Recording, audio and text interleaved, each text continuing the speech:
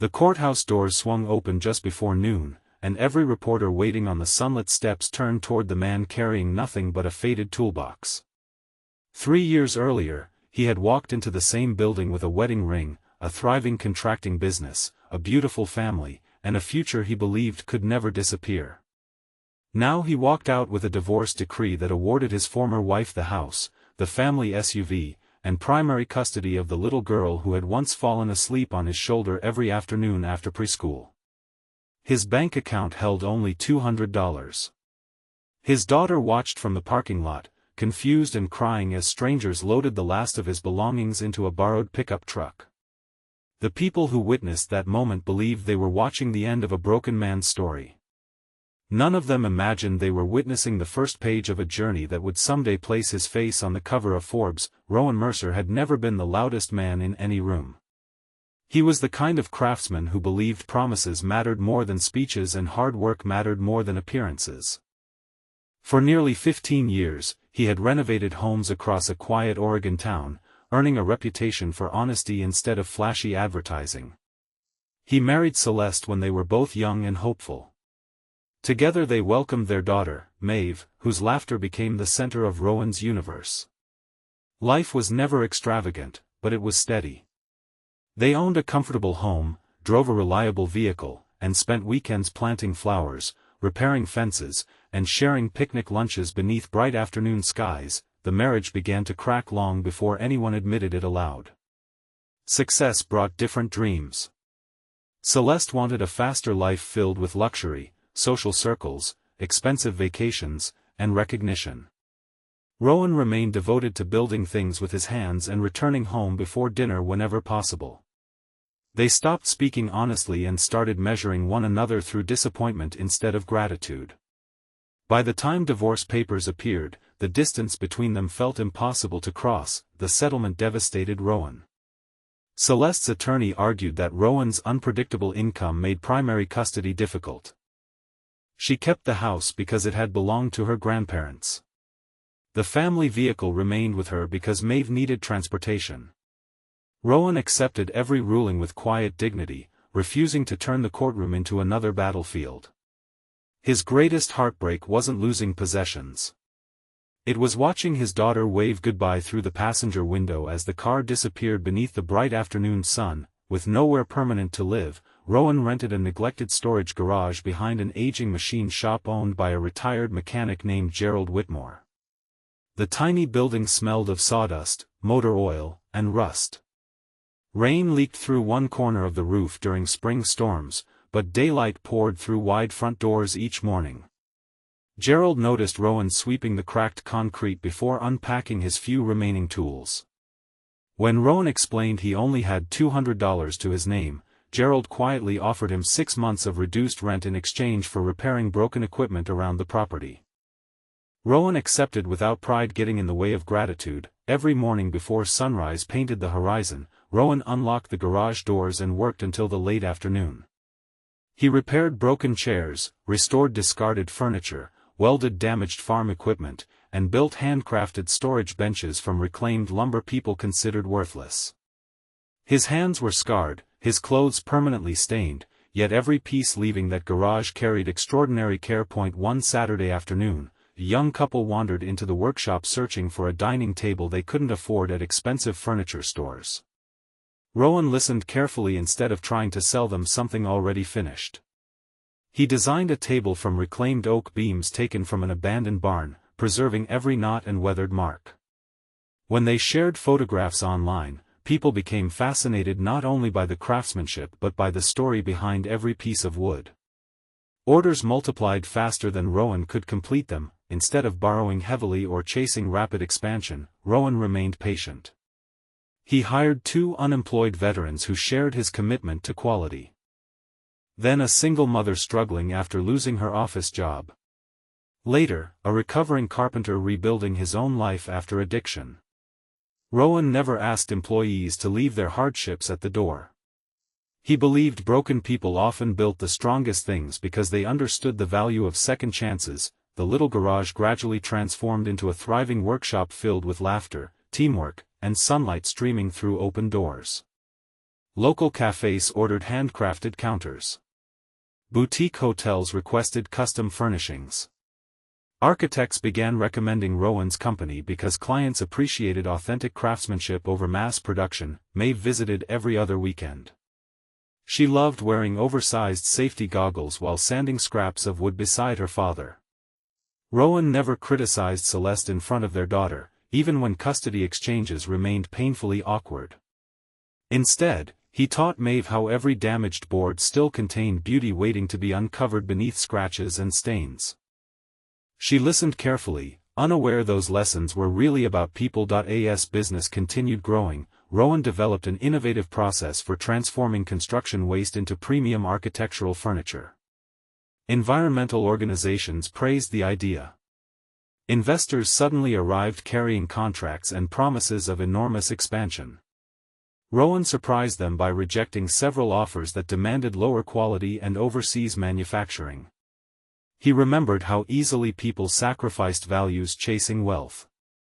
He refused to repeat that mistake. A respected design magazine published an article describing Rowan's workshop as proof that sustainability and craftsmanship could succeed together. National retailers noticed. Then came invitations to speak at business conferences, all scheduled during daytime events because Rowan insisted evenings belonged to his daughter whenever she visited. Meanwhile, Celeste's life followed a very different path. The settlement money disappeared into expensive renovations, luxury purchases, and risky investments encouraged by acquaintances who vanished when profits failed to appear. The house required maintenance she had never appreciated Rowan quietly handling. Debts accumulated. Friends who once admired appearances became strangely unavailable whenever help was needed. Maeve grew older and began asking thoughtful questions. She noticed that her father always arrived early, never missed scheduled visits, and seemed genuinely happy despite living far more simply. She also noticed the warmth inside his workshop, where employees celebrated birthdays together and customers often stayed just to talk. Success there felt different. It wasn't loud. It felt earned. One bright autumn afternoon, a nationally televised business program visited Rowan's growing headquarters, built on the same property where the tiny garage once stood. Instead of replacing the original structure, Rowan restored it exactly as it had looked during his hardest days. He called it the First 200. Every new employee began training inside that little garage to remember that great companies often begin with almost nothing except integrity and perseverance. The interview spread across the country. Viewers admired not only Rowan's remarkable furniture but his refusal to forget the people who helped him survive. Gerald, now elderly, remained honorary chairman despite insisting he deserved no recognition. Rowan publicly disagreed, explaining that one act of kindness had changed hundreds of lives because Gerald chose compassion over profit. Months later, Rowan arrived at his office one sunny morning and found photographers waiting outside. He assumed another magazine wanted pictures of new furniture designs. Instead, an editor handed him the newest issue of Forbes.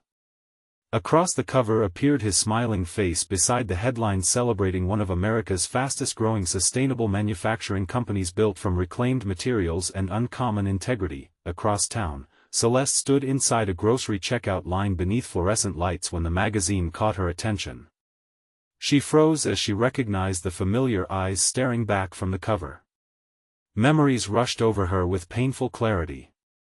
She remembered the courthouse, the toolbox, the old pickup truck, and the certainty that Rowan would never recover. The realization struck harder than jealousy ever could. She hadn't underestimated his talent. She had underestimated his character. Days later, Celeste requested a meeting. Rowan agreed, choosing a quiet daytime cafe overlooking a river where autumn leaves drifted peacefully across the water. Time had softened both of them. Pride no longer filled every silence. Celeste admitted she had spent years blaming Rowan for dreams that were never his responsibility. She confessed she had mistaken humility for weakness and consistency for lack of ambition. The magazine cover wasn't what truly humbled her. It was learning from Maeve that Rowan had never spoken bitterly about her. Not once. Rowan listened without interruption. Success had given him many opportunities to seek revenge, yet revenge had never interested him. carrying resentment would only rebuild another prison around his own heart. He acknowledged the pain they had both caused and admitted he too could have communicated better before everything fell apart. Forgiveness, he explained gently, did not erase consequences. It simply refused to let yesterday control tomorrow. The greatest miracle wasn't the business empire or the magazine cover. It was the healing within their family. Co-parenting slowly became genuine cooperation. Holidays turned peaceful instead of tense. Maeve no longer felt forced to choose sides. She watched two imperfect adults finally place her well-being ahead of old arguments. Years later, visitors touring Rowan's headquarters always stopped at the preserved garage. Inside sat the original workbench, the dented toolbox, and a handwritten note framed above the entrance. It read that every masterpiece begins with whatever remains after life has taken everything else. People often expected expensive decorations in the room where a multi-million-dollar company was born. Instead, they found chipped concrete, worn wooden walls, and hope. Parents brought teenagers there to learn resilience. Entrepreneurs visited seeking inspiration. Employees paused before difficult projects to remember that greatness rarely begins with comfort. Rowan insisted the garage remain exactly as it had been because polished success should never erase humble beginnings. Before this story ends, take a moment to reflect on its lesson. What do you believe matters more in the long run, winning everything in the moment, or becoming the kind of person who can rebuild even after losing almost everything? Your answer says more about your future than you might realize. Rowan never asked life to return what he had lost. Instead, he built something so meaningful that even his deepest heartbreak became the foundation for hope. The house, the car, and the painful courtroom decision eventually became small chapters in a much larger story. Wealth brought recognition, but kindness earned respect. Success filled headlines, but forgiveness healed a family.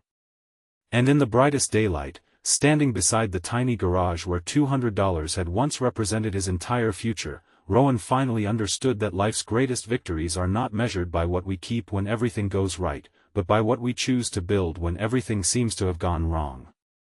The world remembered the Forbes cover, but those who truly knew his story remembered something even greater: a man who lost nearly everything, refused to lose himself, and proved that character is the strongest foundation anyone can ever build upon.